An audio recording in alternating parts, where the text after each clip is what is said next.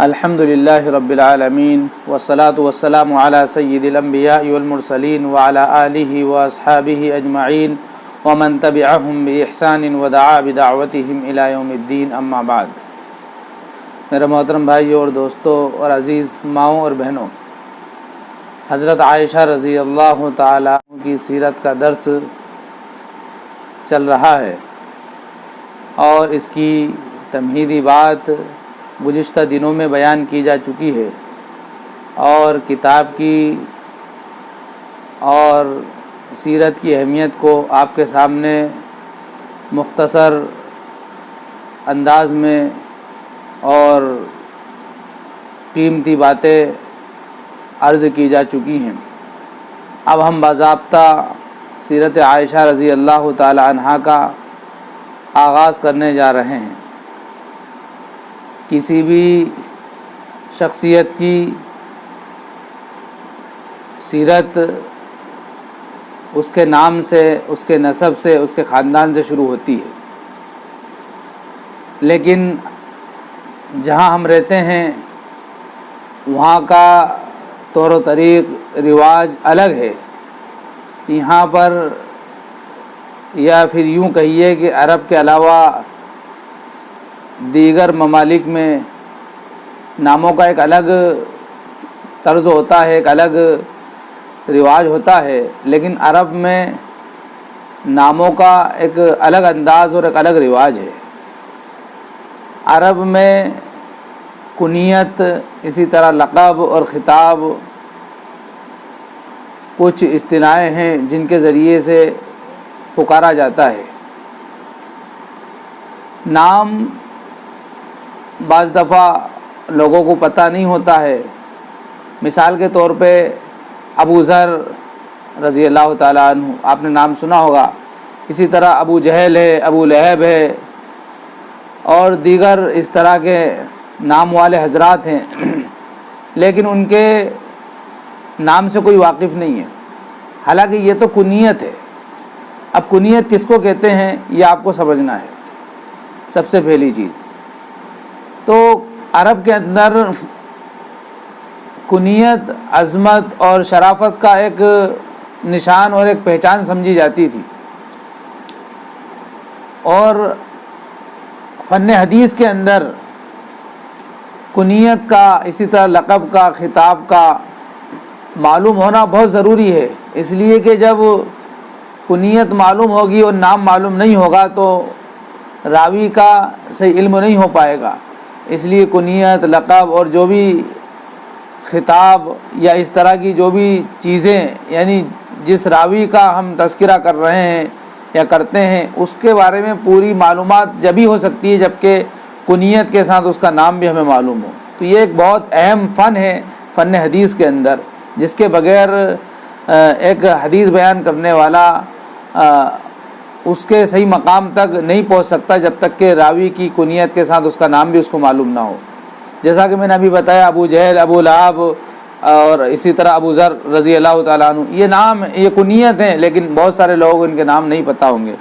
اسی طرح نسب ہوتا ہے، خاندان ہوتا ہے، تو سب سے پہلے یہ دیکھنا ہے کہ حضرت عائشہ رضی اللہ تعالیٰ عنہ کا نام عائشہ تھا، صدیقہ ان کا لقب تھا، اور ام المؤمنین خطاب تھا، ام عبداللہ کنیت تھی، اور حمیرہ یہ بھی لقب تھا۔ اب حمیرہ کی کوئی تشریح کریں گے آپ کے سامنے۔ عائشہ نام تھا، اس میں تو کوئی شک نہیں ہے، صدیقہ آپ کا لقب تھا۔ نام بھی آپ جانتے ہیں کہ کسی انسان کی پہچان کے لیے کوئی نام رکھا جاتا ہے، اس کو نام کہتے ہیں۔ لقب اس کو کہتے ہیں کہ انسان کی کسی خاص خدمت کے سبب اس کا لقب رکھ دیا جاتا ہے۔ کوئی محنتی ہے تو اس کا نام محنت کے اعتبار سے کچھ محنتی آدمی رکھ دیا جاتا ہے۔ اسی طرح کوئی سچا آدمی ہے تو اس کا نام سچا رکھ دیا جاتا ہے۔ کوئی جھوٹا ہے تو اس کا نام جھوٹا رکھ دیا جاتا ہے۔ تو اسی طرح کسی کی محنت اور کسی کی خاص خدمت کی وجہ سے اس کا نام وہ رکھ دیا جاتا ہے۔ تو یہ صدیقہ حضرت عائشہ رضی اللہ عنہا کا لقب ہے، اور ام المؤمنین خطاب ہے۔ لقب اس کو کہتے ہیں جس کو عام لوگ عطا کریں، عام لوگ جس نام سے پکاریں اس کو لقب کہتے ہیں، اور خطاب اس کو کہتے ہیں جو کسی حکومت کی طرف سے دیا جاتا ہے۔ تو ام المؤمنین یہ جو خطاب یعنی حضرت عائشہ رضی اللہ تعالی عنہ کا جب تذکرہ ہوتا ہے تو ام المؤمنین کہہ کر ہم پکارتے ہیں، تو ام المؤمنین یہ خطاب ہے، یعنی یہ خطاب دیا گیا ہے حکومت کی طرف سے، یعنی شریعت کی طرف سے، یا کسی بھی کی طرف سے کوئی اتھارٹی دی جاتی ہے اس کو خطاب کہتے ہیں۔ تو یہ خطاب حضرت ام المؤمنین عائشہ رضی اللہ تعالی عنہ کا ام المؤمنین خطاب ہے۔ اور ام عبداللہ یہ کنیت ہے، کنیت کہتے ہیں جیسا کہ میں نے بتایا، کنیت یہ سب عرب کے اندر رواج تھا اس طرح کا، اور آج بھی ہے۔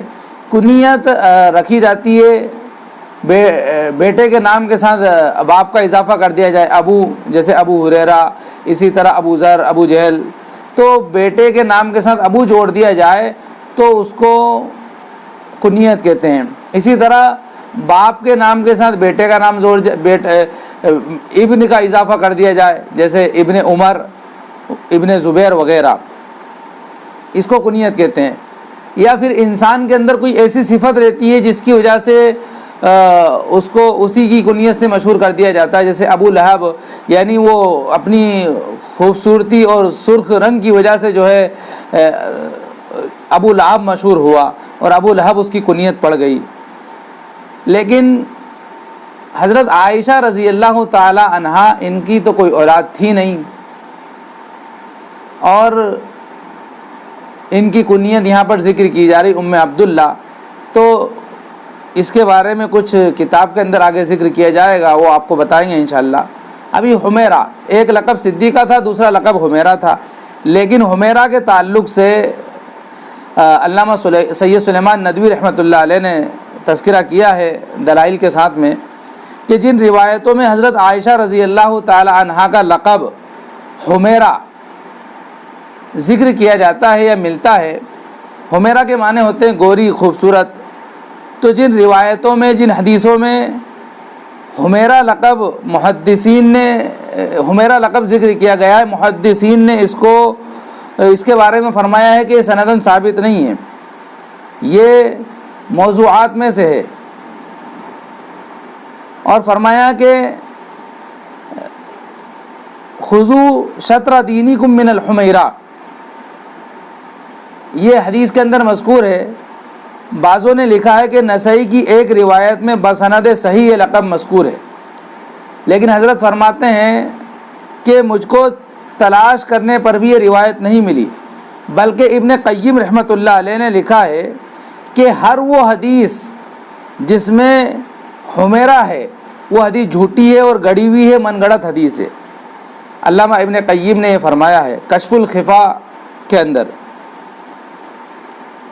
اب خلاصے کے طور پہ فرمانا ہے کہ بہرحال مصنفین کتب رجال نے حمیرہ آپ کا لقب لکھا ہے، اور لغات الحدیث مثلا مجمع البحار اور نہایہ وغیرہ میں بھی لفظ حمیرہ اس کی تصریح ملتی ہے۔ تو حمیرہ یہ بھی لقب تھا، بعض نے اس پر نقد کیا ہے، اور لیکن یہ حمیرہ لقب ذکر کیا جاتا ہے۔ خلاصے کے طور پہ یہ ہے کہ حمیرہ بھی لقب ذکر کیا جاتا ہے، لیکن محدثین نے اس پر نقد کیا ہے۔ آگے اب جیسا کہ میں نے کہا تھا ام عبداللہ یہ حضرت عائشہ رضی اللہ تعالی عنہ کی کنیت ہے، اور کنیت کا مطلب میں نے بتایا تھا کہ بیٹے کے نام پر اب کا اضافہ کرنا، جیسے ابو طلحہ، ابو عبداللہ، اسی طرح ابو بلال، یا کوئی بھی اپنے بیٹے کے نام کے آگے ابو لگا دے تو یہ کنیت ہو جاتی ہے۔ اسی طرح باپ کے نام کے آگے ابن لگا دینا، جیسے ابن زبیر، ابن عمر، اس طرح یہ بھی کنیت ہوتی ہے۔ یا کسی انسان کے اندر کوئی خاص صفت ہو، اسی صفت کے ساتھ اس کی کنیت جو ہے مشہور ہو جاتی ہے۔ مثال کے طور پہ جیسے ابو لہب ہے تو ابو لہب، وہ خوبصورتی اور سرخی کی وجہ سے، بہت زیادہ سرخی کی وجہ سے اور خوبصورتی کی وجہ سے ابو لہب اس کا لقب پڑ گیا کہ انگارے کا باپ یا شعلے کا باپ، اسی طرح، اس لیے کہ وہ شعلے کی طرح خوبصورت تھا۔ لیکن حضرت عائشہ رضی اللہ تعالیٰ عنہ کی تو کوئی اولاد نہیں تھی، تو پھر ان کے نام کے آگے عبداللہ، اسی طرح ماں کے نام کے آگے، ماں اپنے بچے کے نام کے آگے لگاتے تو یہ بھی کنیت ہے، اسی طرح بیٹا اپنی ماں کے نام کے آگے ابن لگاتے تو یہ بھی کنیت ہے۔ تو حضرت عائشہ رضی اللہ تعالیٰ عنہ کی تو کوئی اولاد نہیں تھی، تو پھر ان کی کنیت کیسے بنی اور ان کو کنیت کے نام سے کیسے یاد کیا گیا؟ تو اس کے بارے میں فرما رہے ہیں کہ عبداللہ، جن کے نام سے حضرت عائشہ کی کنیت ہے رضی اللہ تعالیٰ عنہ، حضرت عبداللہ حضرت عائشہ کے بھانجے تھے، یعنی آپ کی بہن حضرت عائشہ کی جو بہن تھی حضرت اسماء رضی اللہ عنہا، ان کے صاحبزادے تھے حضرت عبداللہ، جو زیادہ تر اپنے باپ کی نسبت سے عبداللہ بن زبیر کے نام سے مشہور ہوئے۔ زبیر ابن العوام رضی اللہ تعالی عنہ ان کے بیٹے تھے حضرت عبداللہ، تو یہ عبداللہ حضرت اسماء کے بیٹے تھے اور حضرت عائشہ رضی اللہ عنہا کے بھانجے تھے۔ عرب میں کنیت جیسا کہ میں نے بتایا شرافت کا، عزت کا، ایک عظمت کا نشان سمجھا جاتا تھا اور ایک علامت سمجھی جاتی تھی۔ شریف لوگوں کی شرافت کی پہچان یہ تھی کہ ان کو کنیت سے پکارا جائے۔ چونکہ حضرت عائشہ رضی اللہ تعالی عنہ کے کوئی اولاد نہیں تھی، اس لیے کوئی کنیت بھی نہیں تھی۔ ایک دفعہ حضور صلی اللہ علیہ وسلم سے حسرت کے ساتھ عرض پرداز ہوئی، یعنی عرض کیا کہ یا رسول اللہ، اور بیویوں نے تو اپنی سابق اولادوں کے نام پر اپنی کنیت رکھ لی ہے، اور بیویوں نے تو اپنی سابق اولادوں کے نام پر اپنی کنیت رکھ لی ہے، یعنی نبی صلی اللہ علیہ وسلم نے جتنے بھی نکاح کیے ہیں وہ سب یا تو کسی بیوہ سے کیے ہیں یا کسی مطلقہ سے کیے ہیں، صرف ایک نکاح اپنے کنواری لڑکی سے کیا ہے اور وہ حضرت عائشہ رضی اللہ تعالی عنہا ہے۔ حضرت عائشہ رضی اللہ تعالی عنہا کے علاوہ جتنے بھی نکاح آپ نے کیے ہیں سب بیوہ یا مطلقہ سے کیے ہیں۔ اور یہاں پر ایک بات سمجھتے چلیں کہ حضرت خدیجہ رضی اللہ تعالی عنہا سے نکاح ہوا 25 سال کی عمر میں، اس وقت حضرت خدیجہ رضی اللہ تعالی عنہا کی عمر 40 برس کی تھی، تو 25 برس سے لے کر 50 برس تک حضور صلی اللہ علیہ وسلم نے کوئی نکاح نہیں فرمایا۔ تو اس سے یہ اندازہ لگتا ہے کہ آپ نے جو نکاح فرمائے ہیں وہ شوق کی وجہ سے نہیں فرمائے اور خواہشات کی وجہ سے نہیں فرمائے، آپ نے اسی لیے آگے یہاں پر ذکر آئے گا اس کتاب میں کہ جو نکاح آپ نے فرمائے ہیں، ایک نکاح صرف آپ نے اور مرد ہونے کی حیثیت سے فرمائے ہیں، اور باقی جتنے نکاح آپ نے فرمائے ہیں وہ کسی نہ کسی مصلحت کے تحت فرمائے ہیں، وہ حکومتی مصلحت ہو یا کوئی دینی مصلحت ہو، کوئی نہ کوئی مصلحت اس کے اندر کار فرما رہی ہے، جیسا کہ آگے اس کا مفصل تذکرہ آئے گا، اور ایسا تذکرہ آئے گا کہ جس کی وجہ سے باطل کے عقائد پر چوٹ پڑے گی اور باطل کا رد ہوگا اور حق کو اجاگر کیا جائے گا بڑے اچھے انداز میں، جیسا کہ میں نے پہلے بھی ذکر کیا ہے کہ جو باطل خیالات کے لوگ ہیں ان کی طرف سے جو الزامات لگائے جاتے ہیں، جو پروپیگنڈے کیے جاتے ہیں، اس کا جو رد کیا ہے حضرت نے بڑا کھل کر کیا، بڑا بہترین انداز میں کیا ہے۔ تو فرمایا کہ اور بیویوں نے تو اپنی سابق اولاد، یعنی نبی نے تو مطلقہ سے بیوہ سے شادی کی ہے، ان کے جو پہلے شوہر ہوں گے ان سے جو اولادیں ہیں اسی کے نام پر انہوں نے اپنی کنیت رکھ لی ہے، لیکن میرے تو کوئی اولاد نہیں ہے، میں اپنی کنیت کس کے نام پر رکھوں؟ تو حضور صلی اللہ علیہ وسلم نے فرمایا اپنے بھانجے عبداللہ کے نام پر رکھ لو۔ چنانچہ اسی دن سے عبداللہ حضرت عائشہ رضی اللہ تعالی عنہ کی کنیت قرار پائی۔ حضرت عائشہ رضی اللہ تعالی عنہ کے والد کا نام عبداللہ، ابو بکر کنیت اور صدیق لقب تھا۔ حضرت عائشہ رضی اللہ تعالی عنہ کے والد کا نام عبداللہ تھا، ابو بکر رضی اللہ تعالی عنہ یہ کنیت تھی اور صدیق لقب تھا۔ ماں کا نام رومان تھا، باپ کی طرف سے سلسلے نسب حضرت عائشہ رضی اللہ تعالی عنہ کا اس طرح تھا: عائشہ بنت ابی بکر صدیق بن ابی قحافہ عثمان بن عامر بن کعب بن سعد بن تیم بن مرہ بن کعب بن لوئی بن غالب بن فار بن مالک، اور ماں کی طرف سے سلسلہ نسب حضرت عائشہ رضی اللہ تعالی عنہ کا اس طرح تھا: عائشہ بنت ام رومان بنت عامر بن عویمر بن عبد شمس بن عتاب بن ازینہ بن سبع بن وہمان بن حارث بن غنم بن مالک بن کنانہ۔ اس لحاظ سے حضرت عائشہ رضی اللہ تعالی عنہ باپ کی طرف سے قریشیہ اور تیمیہ ہوئیں، اور ماں کی طرف سے کنانیہ ہوئیں۔ باپ کی طرف سے قریشیہ اور تیمیہ ہوئیں، یعنی قریش ایک بہت بڑا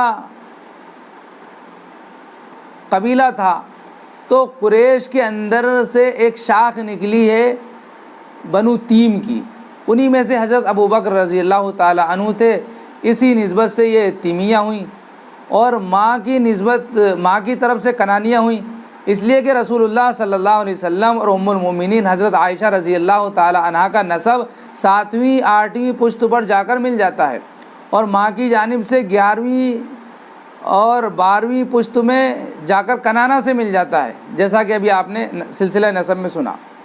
حضرت عائشہ رضی اللہ تعالی عنہ کے والد حضرت ابو بکر رضی اللہ تعالی عنہ نے 13 ہجری میں وفات پائی۔ حضرت ابو بکر رضی اللہ تعالی عنہ کی وفات 13 ہجری میں ہوئی ہے، اور ان کی ماں ام رومان کی، یعنی حضرت عائشہ رضی اللہ تعالی عنہ کی والدہ کی وفات، ان کی وفات کی نسبت اکثر مورخوں نے لکھا ہے کہ 6 ہجری یا 5 ہجری میں انتقال ہوا، لیکن یہ صحیح نہیں ہے۔ معتبر حدیثوں سے ثابت ہے کہ وہ حضرت عثمان رضی اللہ تعالیٰ عنہ کی خلافت تک زندہ رہیں۔ 6 ہجری کے واقعہ افک کے سلسلے میں تمام حدیثوں میں ان کا نام آیا ہے۔ 6 ہجری کے اندر واقعہ افک پیش آیا، جس میں حضرت عائشہ رضی اللہ تعالی عنہا کے اوپر غلط کاری کا جو ہے الزام لگایا گیا، یہ واقعہ پیش آیا۔ اس واقعے کے اندر جتنی بھی حدیث ہیں، ساری حدیثوں کے اندر حضرت عائشہ رضی اللہ تعالی عنہ کی والدہ ام رومان کا تذکرہ آیا ہے، اس لیے یہ کہنا کہ ان کی وفات 6 ہجری میں یا 5 ہجری میں ہو گئی تھی صحیح نہیں ہے۔ اسی طرح 9 ہجری کے واقعے تخیر کے وقت بھی وہ زندہ تھیں۔ 9 ہجری کے اندر واقعہ تخیر پیش آیا۔ واقعہ تخیر کس کو کہتے ہیں؟ واقعہ تخیر کا مطلب یہ ہے کہ شوہر اپنی بیوی سے یہ کہہ دے کہ تجھے اختیار ہے، تو چاہے تو طلاق لے لے، تو چاہے تو رہے۔ تو یہ اختیار اگر شوہر اپنی بیوی کو دے دے تو اس کو تخیر کہتے ہیں۔ اور اگر وہ قسم کھا لے شوہر کہ میں اس سے اب صحبت نہیں کروں گا تو اس کو ایلا کہتے ہیں۔ تو یہ واقعہ 9 ہجری میں نبی صلی اللہ علیہ وسلم کے ساتھ پیش آیا، اور وجہ اس کی یہ تھی کہ حضور صلی اللہ علیہ وسلم کی بیویوں نے جب یہ دیکھا کہ بڑے بڑے علاقے فتح ہو رہے ہیں، فتوحات کا دروازہ کھل رہا ہے، اور مالی ترقی بھی ہو رہی ہے، لوگ اسلام میں جوک در جوک داخل ہو رہے ہیں، گویا کہ ایک طرح سے اسلام کی فتح ہو رہی ہے، تو انہوں نے مطالبہ کر دیا کہ یا رسول اللہ، اب تو فتوحات کا زمانہ ہے، ہم چاہتے ہیں کہ اب کچھ خرچے میں اضافہ ہو جائے۔ تو نبی صلی اللہ علیہ وسلم کو یہ بات اتنی گراں گزری، اتنی بری لگی کہ آپ نے جو ہے 1 مہینے تک آپ اپنی بیویوں سے قطع تعلق فرما لیا، اور آپ جو ہے اور ان کی یہ فرمائش، بیویوں کی فرمائش کے بعد ایک عجیب واقعہ یہ ہو گیا کہ وہ اپنی سواری پر سے گر گئے۔ اس وجہ سے نبی صلی اللہ علیہ وسلم وہاں سے آئے، آپ کے پیر میں موج تھی، اور آپ نے جو ہے اوپر والے حجرے میں جو ہے قیام فرمایا اور سب سے بات چیت بند کر دی۔ اسی کو صحابہ کرام یہ سمجھنے لگے کہ گیا نبی نے اپنی بیوی کو طلاق دے دی یا پھر ان کو طلاق کا اختیار دے دیا، اس طرح کی باتیں ہونے لگیں۔ بہرحال پھر معاملہ بعد میں سب صاف ہو گیا۔ یہ یہاں پر صرف اشارہ ہے، اس لیے زیادہ وضاحت نہیں کی جا رہی ہے، جب اس کا ذکر آئے گا آگے تو وہاں پر مکمل وضاحت خود کتاب کے اندر موجود ہے، جس کی تشریح انشاءاللہ ایک اچھے انداز میں آپ کے سامنے بیان کی جائے گی۔ تو واقعہ تخیر 9 ہجری میں پیش آیا، اس وقت بھی ام رومان حضرت عائشہ رضی اللہ تعالیٰ عنہ کی والدہ زندہ تھیں، تو پھر یہ کہنا کہ 5 ہجری میں یا 6 ہجری میں انتقال ہو گیا صحیح نہیں ہے۔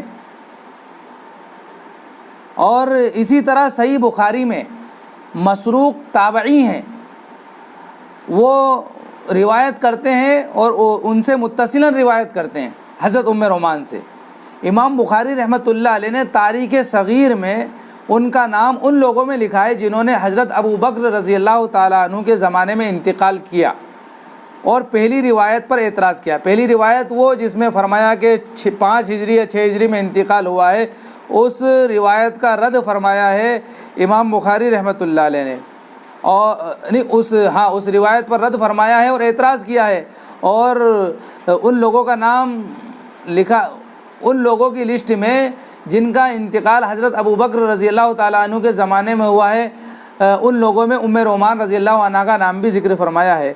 حافظ ابن حجر رحمۃ اللہ علیہ نے تہذیب میں اس پر محققانہ نقد کیا ہے اور ثابت کیا ہے کہ امام بخاری رحمۃ اللہ علیہ کا بیان بالکل صحیح ہے۔ تو حافظ ابن حجر رحمۃ اللہ علیہ یہ بھی اسی طرف گئے ہیں کہ ان کی وفات 5 ہجری یا 6 ہجری میں نہیں ہوئی ہے، اس لیے یہ کہنا صحیح نہیں ہے، غلط ہے۔ اب ولادت کا تذکرہ ہو رہا ہے۔ حضرت ام رومان رضی اللہ عنہا کا نکاح، جو پہلا نکاح تھا، حضرت عائشہ رضی اللہ تعالی عنہ کی والدہ، ان کا جو پہلا نکاح تھا وہ عبداللہ ازوی سے ہوا تھا۔ عبداللہ کے انتقال کے بعد وہ حضرت ابو بکر رضی اللہ تعالی عنہ کے عقد میں آئیں۔ ان سے حضرت ابو بکر رضی اللہ تعالی عنہ کی 2 اولادیں ہوئیں، ایک کا نام تھا عبد الرحمن اور دوسری حضرت عائشہ رضی اللہ عنہا ہیں۔ حضرت عائشہ رضی اللہ تعالی عنہ کی تاریخ ولادت کے سلسلے میں جو تاریخ کی کتابیں ہیں، اسی طرح سیرت کی کتابیں ہیں، سب خاموش ہیں، ان میں تاریخ پیدائش کا تذکرہ نہیں ملتا ہے۔ مورخ ابن سعد نے لکھا ہے اور بعض تاریخ نگاروں نے اسی کی تقلید کی ہے کہ حضرت عائشہ رضی اللہ تعالی عنہ نبوت کے 4 سال کی ابتدا میں پیدا ہوئیں اور نبوت کے 10ویں سال 6 برس کے سن میں، یعنی 6 برس کی عمر میں بیاہی گئیں، یعنی شادی ہوئی۔ لیکن یہ کسی طرح صحیح نہیں ہو سکتا، کیونکہ اگر نبوت کے 4 سال کی ابتدا میں ان کی ولادت مان لی جائے تو نبوت کے 10ویں سال ان کی عمر 6 سال کی نہیں ہوئی بلکہ 7 سال کی ہو گئی، تو یہ تو جو ہے تضاد ہو گیا۔ اس لیے فرمایا کہ اصل یہ ہے کہ حضرت عائشہ رضی اللہ تعالیٰ عنہ کی عمر کے متعلق چند باتیں متفقہ طور پر ثابت ہیں، یعنی یہ چند باتیں ایسی ہیں جس کو سب مانتے ہیں۔ یہاں پر تو ہلکی سی وضاحت کر رہے ہیں، اس لیے کہ اصل بات یہاں پر کرنا ہے ولادت کے تعلق سے، عمر کے تعلق سے ابھی ان کی بات نہیں ہو رہی۔ عمر کے تعلق سے بات ہوگی آخر میں جا کر، وہاں پر بہت سارے باطل عقائد والوں کا رد کیا ہے اور ان کی عمر کتنی تھی اور کب تھی اس کو جو ہے اچھے انداز میں انہوں نے ثابت کیا ہے، جہاں پر انشاءاللہ ہم تذکرہ کریں گے۔ یہاں پر تو صرف ولادت کی بات ہے۔ اب یہ جب بات آ گئی ہے تو اس کو بھی حضرت تھوڑا تھوڑا لکھتے جا رہے ہیں۔ تو فرمایا کہ عائشہ رضی اللہ تعالی عنہ کی عمر کے متعلق چند باتیں متفقہ طور پر ثابت ہیں۔ پہلی بات یہ ہے کہ ہجرت سے 3 برس پہلے 6 برس کی عمر میں بیاہی گئیں، یعنی شادی ہوئی، اور شوال کے مہینے میں سن 1 ہجری میں 9 برس کی تھیں کہ رخصتی ہو گئی۔ رخصتی جب ہوئی تو 9 برس کی تھیں۔ یہ 2 باتیں یہ بھی سب کے نزدیک جو ہے متفق علیہ ہے۔ اسی طرح 18 سال کی عمر میں یعنی ربیع الاول کے مہینے میں 11 ہجری میں بیوہ ہوئیں، یہ تیسری بات ہے۔ اس لحاظ سے ان کی ولادت کی صحیح تاریخ نبوت کے 5ویں سال کا آخری حصہ ہوگا۔ 5ویں سال کا آخری حصہ ہوگا تو ظاہر سی بات ہے 6 سال کا شروع کا حصہ ہوگا، یعنی وہ 5ویں سال کا آخر ہوگا تو پھر 5واں مکمل ہو گیا۔ تو اب جو تاریخ ان کی پیدائش کی جڑے گی وہ 6 سال سے جڑے گی، یہ بتانا چاہ رہے ہیں۔ یعنی شوال کے مہینے میں 9 ہجری کے اندر ہجرت سے 9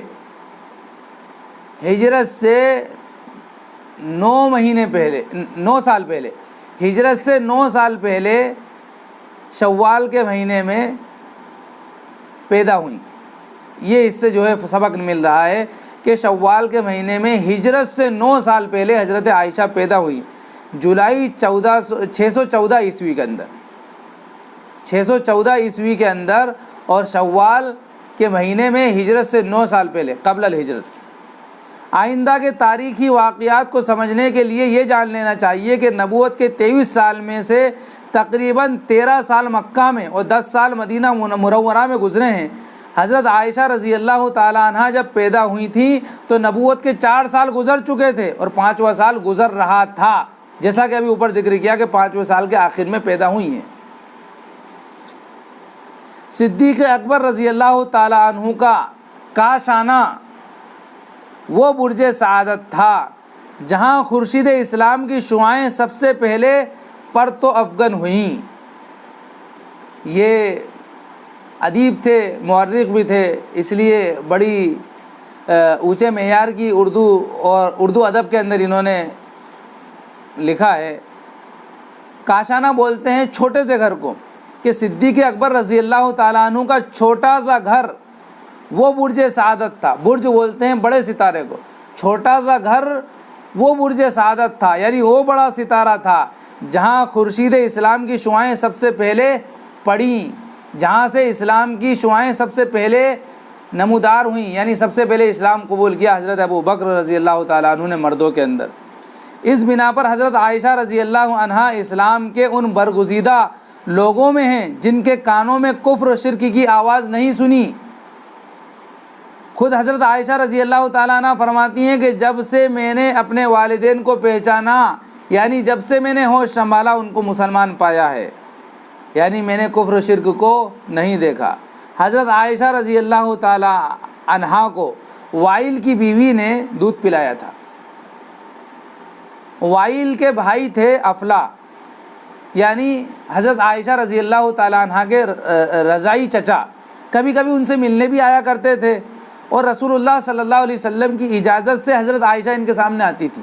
یہ بڑا اہم نقطہ ہے کہ بچپن ہی میں اپنے رضائی چچا سے کوئی پردہ نہیں ہے، لیکن رضائی چچا کے سامنے بھی آتی تھی تو نبی صلی اللہ علیہ وسلم سے اجازت لے کر آتی تھی۔ اب کتنا اہتمام رہا ہوگا، حالانکہ چچا ہیں، کتنی زیادہ عمر ہوگی، اور وہ بھی رضائی چچا ہیں، کوئی پردہ نہیں ہے ان سے، اور ان کے رضائی بھائی بھی کبھی کبھی ان سے ملنے آتے تھے۔ اب یہ فرما رہے ہیں بچپن کے تعلق سے کہ بہت اہم شخصیتیں جو ہوتی ہیں اپنے بچپن ہی سے اپنی حرکات و سکنات اور نشو و نما میں ممتاز ہوتی ہیں، جن کو اللہ تعالیٰ، جن کے مقدر میں اللہ تعالیٰ نے لکھ دیا ہے کہ بڑی شخصیت بنیں گے اور یہ ترقی کریں گے، ان کا ایک الگ مقام ہوگا، تو بچپن ہی سے ان کے اندر وہ آثار دکھائی دینے لگتے ہیں۔ تو فرمایا کہ ان کے جو برگزیدہ شخصیتیں ہوتی ہیں، کچھ قابل شخصیتیں ہوتی ہیں، بچپن ہی سے ان کے آثار جو ہے اس طرح ہونے کے نظر آتے ہیں، ان کے ایک ایک خط و خال میں کشش ہوتی ہے، ان کے ناصیہ اقبال سے مستقبل کا نور خود بخود چمک چمک کر نتیجے کا پتہ دیتا ہے۔ حضرت عائشہ رضی اللہ تعالیٰ عنہا بھی اسی قسم کے لوگوں میں تھیں۔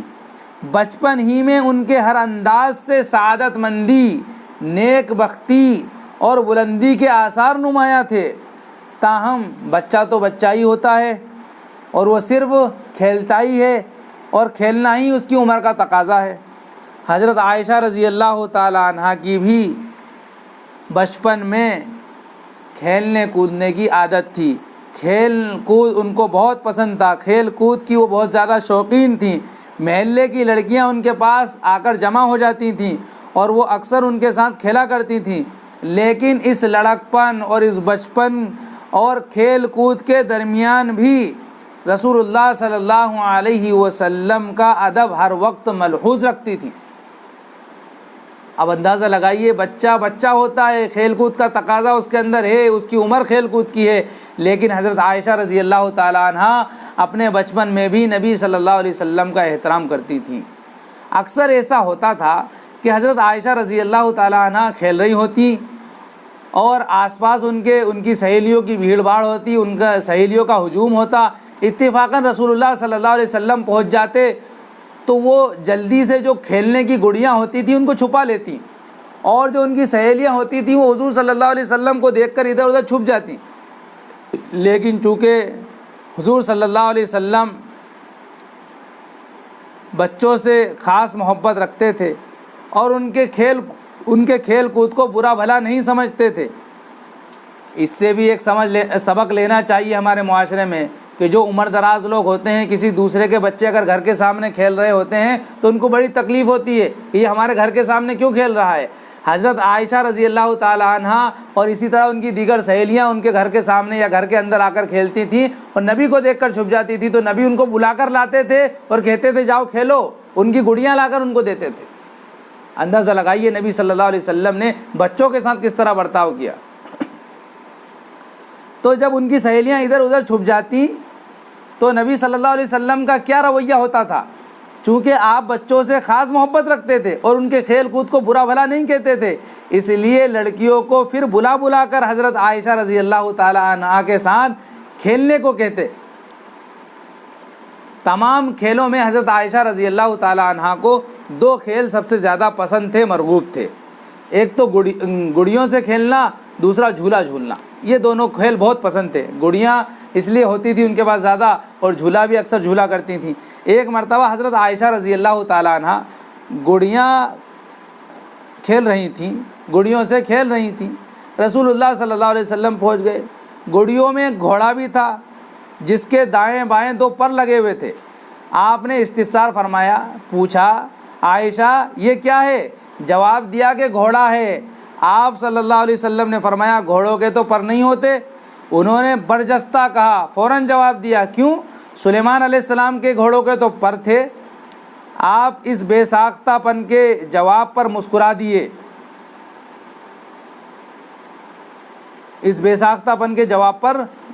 دیے۔ اس واقعے سے حضرت عائشہ رضی اللہ تعالی عنہا کی فطری حاضر جوابی، مذہبی واقفیت، ذکاوت ذہن اور سرعت فہم کا اندازہ ہوتا ہے۔ یعنی اتنی کم عمری کے اندر فوراً جواب دے دیا، حالانکہ عام طور پہ بچے اتنی جلدی جواب نہیں دیتے۔ جواب دے دیا یہ تو چلو ٹھیک ہے، لیکن ساتھ ہی یہ بھی دیکھیے کہ مذہبی واقفیت، کہ ان کو حضرت سلیمان علیہ السلام کے زمانے کے واقعات کا پتہ ہے کہ سلیمان علیہ السلام کا گھوڑا تھا اور اس کے پر تھے، وہ اڑتا تھا۔ بہرحال وہ ایک الگ بات ہے، لیکن ان کو کتنی واقفیت تھی۔ اسی طرح ذکاوت ذہن دیکھیے کہ کتنی تیزی سے اپنا دماغ وہاں لے کر گئی اور اس کو بیان کیا۔ اسی طرح سرعت فہم، سمجھنے کی صلاحیت بہت زیادہ تھی، بہت جلدی سمجھ جاتی تھیں۔ اس سے اندازہ ہوتا ہے کہ حضرت عائشہ رضی اللہ تعالی عنہا کو اللہ تعالیٰ نے ایک باکمال خاتون کی شکل میں باکمال اور باوقار اور ہر اعتبار سے کامل اور اکمل عورت بنایا تھا۔ اسی طرح فرمایا کہ عموماً ہر زمانے کے بچوں کا وہی حال ہوتا ہے جو آج کل کے بچوں کا ہے، کہ 7-8 برس تک تو انہیں کسی بات کا مطلق ہوش ہی نہیں رہتا اور نہ وہ کسی بات کی تہ تک پہنچ سکتے ہیں۔ لیکن حضرت عائشہ رضی اللہ عنہا لڑکپن کی ایک ایک بات یاد رکھتی تھیں۔ آگے سنیے، بڑی اہم بات ہے۔ لڑکپن بولتے ہیں بچپن کو، بچپن کی ایک ایک بات یاد رکھتی تھیں اور ان باتوں کو روایت کرتی تھیں اور ان سے احکام مستنبط کرتی تھیں۔ لڑکپن کے جزئی چھوٹے چھوٹے واقعات کی مصلحتوں کو بتاتی تھیں، ایک ایک واقعے کی مصلحت کو بتاتی تھیں۔ اور لڑکپن کے کھیل کود میں اگر کوئی آیت ان کے کانوں میں پڑ جاتی، لڑکپن یعنی بچپن کے اندر کھیل کود کے دوران کوئی آیت قرآن کریم کی ان کے کانوں میں پڑ جاتی تو اس کو بھی یاد رکھتی تھیں۔ فرمایا کرتی تھیں کہ مکہ میں جب یہ آیت بل الساعۃ موعدہم والساعۃ ادھیٰ وامر، جب یہ آیت نازل ہوئی تو فرماتی ہیں کہ میں کھیل رہی تھی۔ ہجرت کے وقت ان کی عمر 8 سال تھی۔ اب یہ سنو، بڑی اہم بات ہے۔ ہجرت کے وقت حضرت عائشہ رضی اللہ تعالی عنہ کی عمر 8 سال تھی، لیکن اس کم عمری اور کم سنی میں ہوش مندی اور قوت حافظہ کا حال یہ تھا کہ ہجرت نبوی صلی اللہ علیہ وسلم کے تمام واقعات بلکہ تمام جزئی چھوٹی چھوٹی باتیں ان کو یاد تھیں۔ یعنی ہجرت کے تعلق سے جو باتیں حضرت عائشہ رضی اللہ تعالی عنہ نے بیان فرمائی ہیں وہ کسی اور سے مروی نہیں ہے۔ یہ کم عمری کا حال تھا حضرت عائشہ رضی اللہ تعالی عنہ کا۔ اب آگے شادی کا معاملہ ہے کہ حضرت عائشہ رضی اللہ تعالی عنہ کی شادی کب ہوئی، رخصتی کب ہوئی اور کیا وجہ تھی نبی صلی اللہ علیہ وسلم نے کہ اس کم عمری میں حضرت عائشہ رضی اللہ تعالیٰ عنہا سے شادی کی ہے، اس کی بھی وضاحت انشاءاللہ کی جائے گی۔ یہاں پر تو شادی کا تذکرہ ہوگا، لیکن جہاں پر جو اعتراضات لوگوں کی طرف سے کیے گئے ہیں اور نادان قسم کے مسلمان بھی اس کا شکار ہوئے ہیں، اس لیے حضرت نے یہاں پر ایک الگ جو ہے اس کا باب قائم کیا ہے، وہاں پر اس کی مکمل وضاحت ہوگی انشاءاللہ، اس کی وضاحت وہاں پر ہوگی۔ اب یہاں پر ہم اس بات کو ختم کرتے ہیں کہ حضرت عائشہ رضی اللہ تعالیٰ عنہ کی ولادت کب ہوئی اور اس کے بعد ان کا بچپن کس طرح گزرا، یہ اس کی مختصر جھلکیاں ہیں۔ اصل زندگی تو آگے آنے والی ہے۔ آپ لوگوں سے درخواست ہے کہ مسلسل تواتر کے ساتھ جو ہے درس میں شریک ہوں اور اس کو سنیں اور دوسروں تک پہنچانے کی کوشش کریں۔ اللہ تعالی ہماری تمام ماؤں کو، بہنوں کو، بیٹیوں کو، بیویوں کو صحابیات کی زندگی کو سمجھنے والا اور صحابیات کی زندگی کے طرز پر زندگی گزارنے والا بنائے، اور اللہ تعالیٰ جب تک زندہ رکھے ایمان پر، اسلام پر زندہ رکھے، جب موت آئے تو اللہ تعالیٰ ایمان والی، اسلام والی موت نصیب فرمائے۔ آمین۔ وآخر دعوانا الحمد للہ رب العالمین۔